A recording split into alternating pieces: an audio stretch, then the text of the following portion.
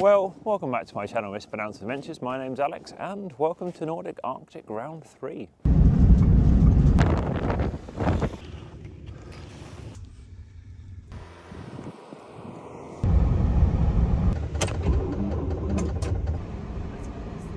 New personal record, minus 38. Let's get on with it. So, let's set the scene. Last episode I drove from here, in Finland, 10 hours to Lofoten in February to help my friend and another YouTuber, Adventures, who had crashed his brand new expensive drone into the side of a mountain. And since my professional background, I decided I would help. Rescue mission went to plan and we located the drone, and we need to go to Narvik so he can go return the still boxed drone he bought to replace it. However, the morning after that long drive, when I turned the van on, I had a pretty weird loud noise. It sounded a bit rough this morning. And my tensioner pulley was dancing around. Subsequently, we decided it's probably the alternator clutch pulley itself, an alternator pulley, but here we are. This is the following morning after I got the thank you drinks from Ad. Well, good morning. Last night's beers turned into a few. Cheers, cheers, cheers, cheers. And I feel a little bit worse for wear this morning. Ads is still next door, so plan's going to be go to Narvik. He's going to return the drone. I'm going to hopefully buy a new tensioner for the engine and fit it. It's not all going well for the van at the minute, is it? Yeah, we're warm. We'll start it.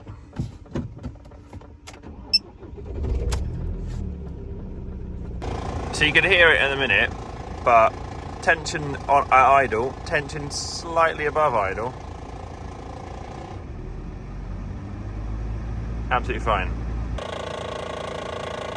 Some of you might find this charging. So it seems to be when there's a little, I don't know, idle there with the alternator working hard with both battery chargers on, it's too much. This turns my battery chargers off. So if I turn it to zero mode, it would turn both battery chargers off. Suddenly there's not much workload on the engine. Anyway, morning plan. Ads is making me a drink, and we need to go to Narvik so he can return a drone and I can find a Ford dealership. Right, we're approaching Narvik. We need to head through Narvik, out the other side, that's a Ford dealer. Oh, I can see a Ford symbol and the word transit. Turn left, then turn left. Right, wish me luck. Let's go see if they've actually got the tensioner I need. Well, that's a bust. It's not that they're not open. The dealership's open. So they sell you a new vehicle. But the parts department is not at work on weekends. Annoying. No, and it's a Saturday today, and they'll give me a call on Monday. So I don't know if I can really hang around till Monday. I mean, the part's probably not going to fail catastrophically. Oh dear, the van just locked for a minute. I might see if there is a parts department in Sweden if I'm going over to Kiruna area with Ads on Monday. Well, my plan didn't work out, but let's go find Ads. Final part of the rescue operation: return the drone he bought to replace a crashed one before we rescued it. So if he gets the money back, mission success.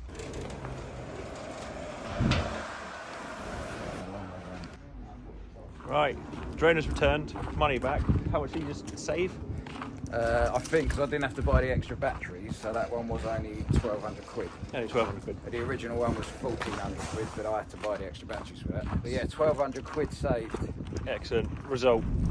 Right, me and Ad's made some plans. We're going to go head back over to Sweden because he wants to go see the ice hotel, which is pretty cool. So he'll go there.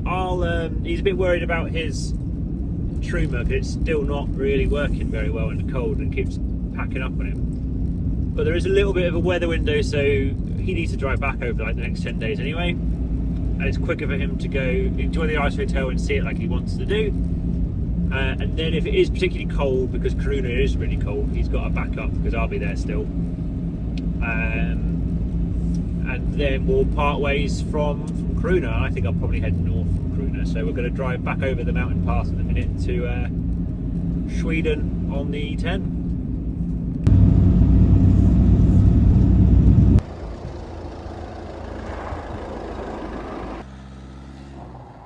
And we parked up for the night, just before the Swedish border. But it wouldn't be me if I didn't get into someone's electrical cupboard to help them with something. So we were looking at the wiring for his truma because it kept failing with a low voltage error. And you don't want a truma diesel heater failing in the Arctic, which is one of the reasons he's not ventured into the interior, and now he's planning to do so because he's got the safety net of me with him. This morning I forgot to film the whole turning the engine preheater on bit because I was looking at something else, the alternator, and it was getting rather hot. Worried it might actually be my alternator, since that was at 125 degrees, which it certainly shouldn't be under load.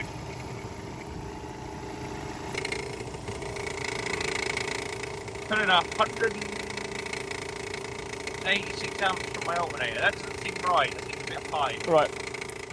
Let's go turn the DC-DC chargers off because that could be around 75 to 80 amps of load. Bear in mind, I've thermal tested my DC-DC chargers at long-term at idle before, and the alternator reaches around 80 degrees, so this is significantly hotter than usual. The aircon's off, the lights are off, the DC-DC chargers are off, but the van's idling at almost 85 amps. Well, I'm a bit confused. That just seems way too high to be at idle. 80 amps at idle. So it seems to be with one battery charger on, it's fine. 110 amps. I'm finding it a bit weird though why even at idle it's only pulling 80 amps. Well, there's a slither of metal there. I don't know what that is. Right. Turn the engine off, but there is a slither of metal there. That's not good. Right, there was a shiny slither of metal sitting on the engine. So I say shiny because that makes me think it's fresh. Does that look like a shielded bearings wall? And then one of the bearings has failed? Or could the alternator be getting so hot because the tension's gone, so the belt is slipping, and so it's just trying to produce more power at a lower RPM? Well, time to set off. The van's nicely idling, but I need to carry on, so obviously carry on. I need to get someone to get parts, so Kiruna is where we're going anyway. I'll say goodbye to ads at Kiruna and I'll stay there to sort the van. At least it's got a lot of bits and bobs I can go by, so let's crack on for the day.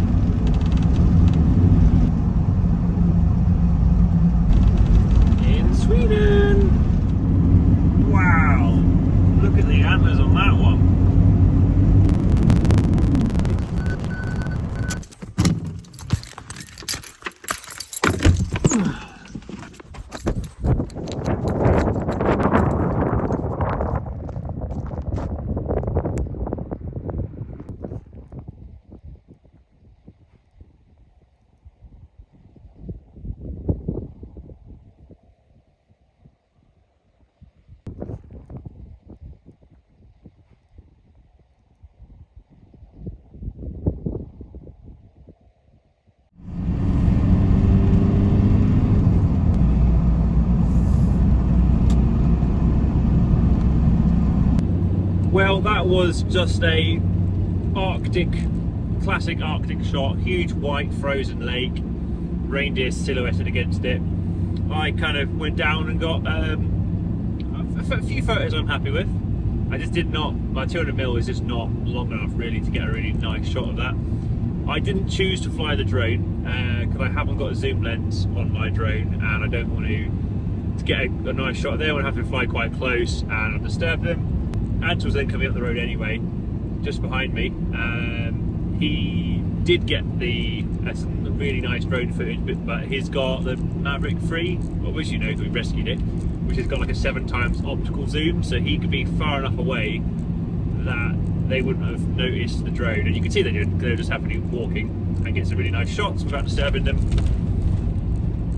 I find with in my personal moral views of wildlife and filming it, you shouldn't disturb it. So my drone isn't capable of doing it. His is, and he got some wonderful shots. made it to Kiruna and Ford and Volvo and the other ones. Hopefully tomorrow they'll be open. Well, they said they'll be open tomorrow, and I can get the parts because today's Sunday, so they're shut.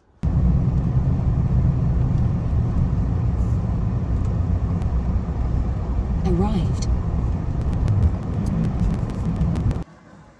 Right, figure out the plan for the rest of the afternoon. I think Ads is currently editing for a couple of hours, so I will probably do the same.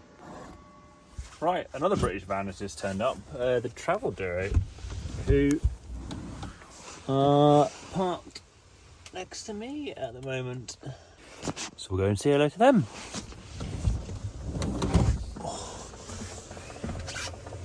Right, we've got Travel Duo. Ads Adventure's still there. So my plan today is it's Monday, which means the Ford parts shop could be open. Hopefully get that alternator pulley I need. I do need to 100% confirm it's the alternator pulley, so I'm going to loosen off the tensioner, lock it away, and we'll release the belt, and then all being well, I should be able to freely spin or not freely spin the alternator pulley, and hopefully that should identify if I've got a problem or not. Time to loosen that off down there. Okay, well, I've got the tensioner partly loosened off.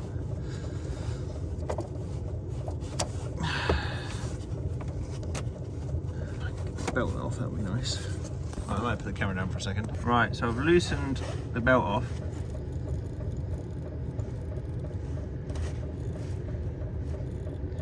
Now, from my understanding, that should only be going one way and not both ways. And I don't know if it comes across on the phone, but there's a little bit of a ticking noise. So the other thing I've noticed is it's not spinning perfectly.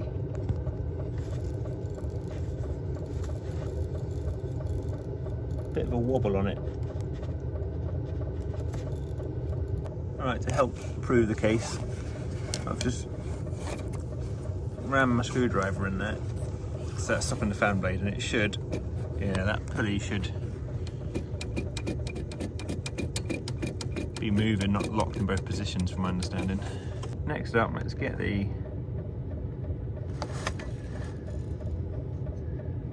plastic bit off so I can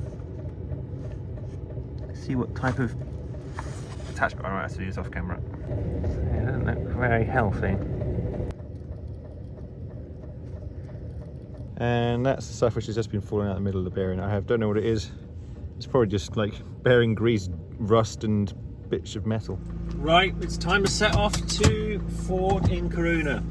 I'll probably see the Travel Duo and Ads Adventures later on. But at least we know what the issue is now. The alternator pulley is knackered. So I am actually happy to drive up in a minute. Having a frozen alternator clutch pulley isn't necessarily the end of the world, as long as it's not going to catastrophically fail and fall off. In a minute, it's pretty stuck.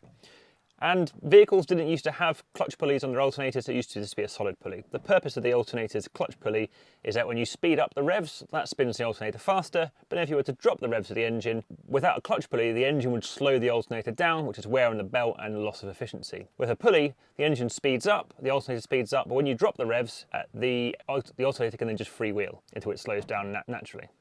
So to Ford, see if we can get the OEM part and potentially the tool required. Quite a few people have now mentioned different ways I can get it off, but let's get to Kiruna and hopefully get the part or get it on order. Right, let's see if we can get the parts. All right, wish me luck. Right, all being well, wants my VIN number. So, because my UK reg won't work on their system, so I need to get my VIN number. Right. Went to Ford. They haven't got the part with them, but I kind of got the feeling the guy was telling me not to buy the pulley from him For Ford, it would have cost 5,641 SEK, which is £425. And I went, oh no, I don't want the alternator, just the pulley. And he went like, that is just the pulley. So just the bearing, I think that is more than my alternator costs brand new in the UK. But he did print me off the part number, so I've now got the part number. Right, knee problem. Mecca is just round the corner, which is an auto parts store. Where actually the Ford guys recommended going to Mecca, so let's go to Mecca and see if we get the part there at a more reasonable price, like £425 for the pulley from Ford. I could get the brand new 240 amp alternator for this van for £380 in the UK. I might as well just get someone to buy me a brand new alternator of a higher spec and fly them out to the Nordics.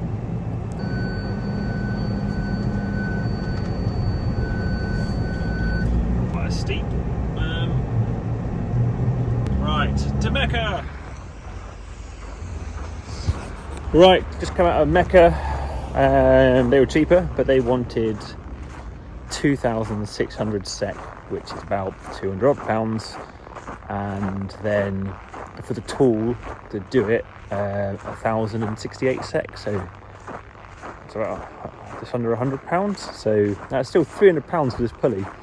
It's still almost cheaper for I to get someone to buy me a brand new alternator at top spec and fly them out and get them to fly out to the Nordics. So I went back in to go see how much it would cost for a full alternator. You know, use it as an opportunity to upgrade to a newer, more powerful alternator. To get a new alternator in the same spec as I've currently got was 7,000 SEK. Which is about the same price, which is more than the pulley. But then for the 250 amp alternator, I've got 220 already, they only wanted 5,600, which was, it was cheaper to go for the bigger alternator, which is a bit odd. So I'm going to go back to Ford now and see what they've got. Oh, I'm still puzzling out what to do. To get the bit here, to get the not from Ford, to get the pulley and the tool here, which they could get tomorrow, or maybe not tomorrow, maybe a bit late now, they could get it for £274. If I drove to Finland from Motornet in Finland, my favourite shop, I could get the pulley and the tool for the equivalent of about £170, but I would have to drive over to Finland, which would probably cost about £100 in fuel. And then I'm in Finland again, and I want to be up in northern Sweden and Norway. But if you get into like £275 for a pulley and a tool, you're getting towards a new alternator is 350 odd to 450 odd pounds, and it's like, well, why don't I just go for a new alternator and not need a new special tool and have a higher end alternator? Decisions, not entirely sure. Well, the issues are going to get solved today, so we're going to go find a park up with Ads. Look for something a bit remote because it's a colder night tonight. Ads is there, and I'm going to join him because if his trooper packs up tonight, I'd rather he didn't freeze to death. So we're going to park up together, and that's the plan really.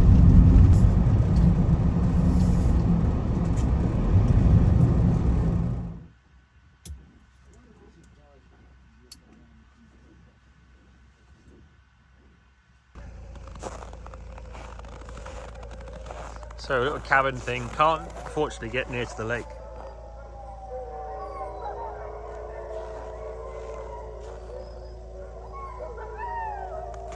Maybe I'll get back in the van. I'm just impressed that even if it's a diesel Truma, how much moisture comes out of it. So I decided the best thing to do now in -20 would be to get these rigged up. I ran my temporary cables, which are 2.5mm, and this was just my temporary setup. But I've now added some 4mm so I can do both of them in here. So all in well, I should be able to pull one of these back through, and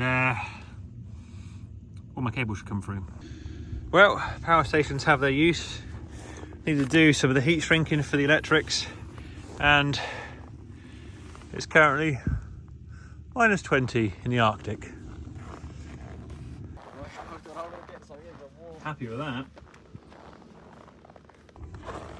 Have you ever worn heated clothing? No. It's mental.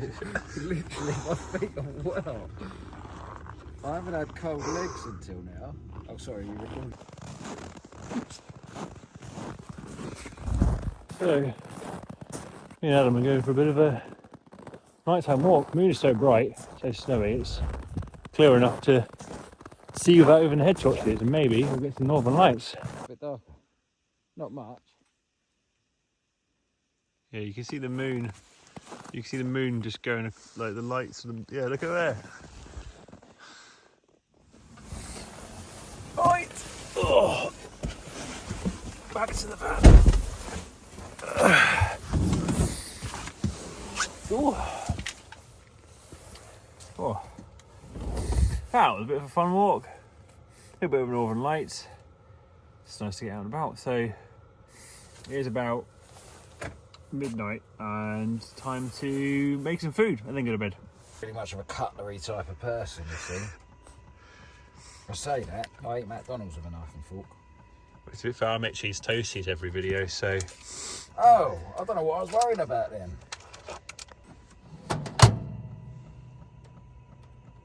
What's going on? Oh, right, let's turn it on first.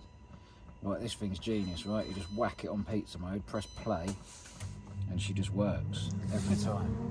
Are you ready for this? I'm ready. Alex, look, the light's on. And she is ready. I was about to grab that with my hand. 62 degrees.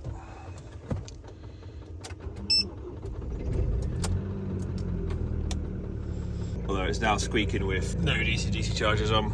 So the warm up. Right, day 2 of 2, 3, I don't know. Next day of figuring out what I'm going to do about the alternator. Yeah, I need to get this sorted today because whilst everything still works, at some point something could catastrophically fail with that pulley, and then I'm real stuck. Right, so I just got to Kiruna, parked up at one of the supermarkets, browsing on the phone to figure out what model of alternator I'm going to go for, and then I get a message off ads saying I've come off the road. So heading back to the park up we were at last night, and I've got the tow rope. He said it's not bad, so I imagine he's just got one of his wheels in a ditch and he can't get any traction. So I'll bring my van along and hopefully we'll drag him out. We'll both end up in a ditch. And it is snowing a little bit heavier here out on what was a nice compact road, so probably a bit of a slippy surface. So for all the towing and rescue experts, sorry for what you're probably about to see. I'm going to probably pick the wrong direction to do it or something like that, but I'm going to give it a go. There he is. Okay, so he's just got limited traction on one wheel. We've found the pigeon! Right, I get to use the new tow strap to, all being well, save the day. Last time it will probably look this clean and nicely folded. Right, so I'm just going to turn the van around so we're pointing the right direction, because it would be terrible if I pulled him out and then one of the roads was too narrow to get past each other.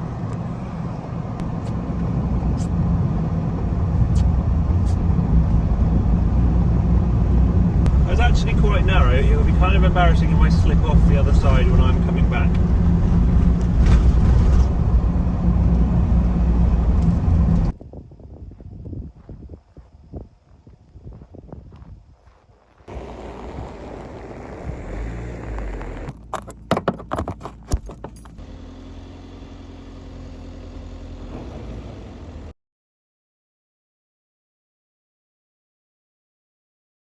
Right, so attempt 2, we've got the traction boards out now because it's the side on the road which is slipping. We need the traction on.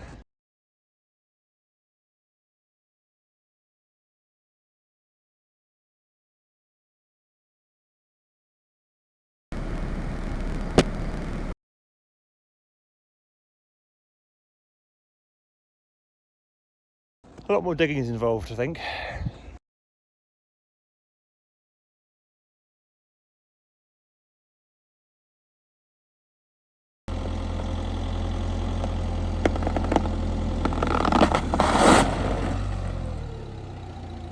Stay there, right, cool. Now try.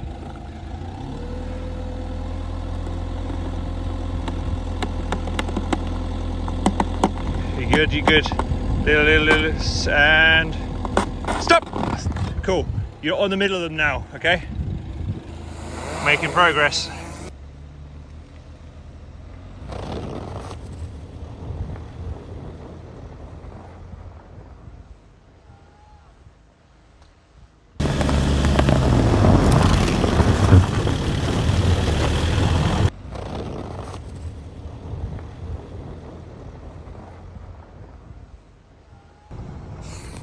Well, he's out. It wasn't my best. If you watch the video, I kind of ping him out with kinetic energy opposed, and it's not a kinetic rope, that's a tow rope, than intended, but he's out. I think on that camera, which I was using to watch how tight the rope was, there's a slight delay. So I kind of pinged him out opposed to towing him out. But he's out, and we learned digging out the back wheel definitely helped. And traction boards, excellent choice.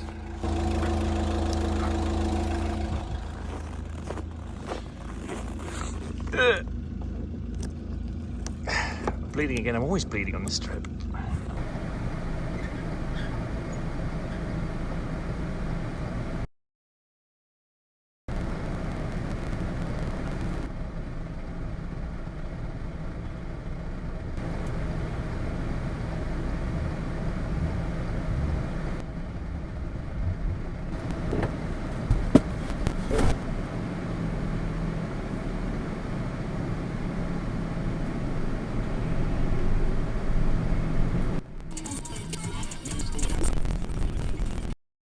And that's going to bring us to the end of this episode.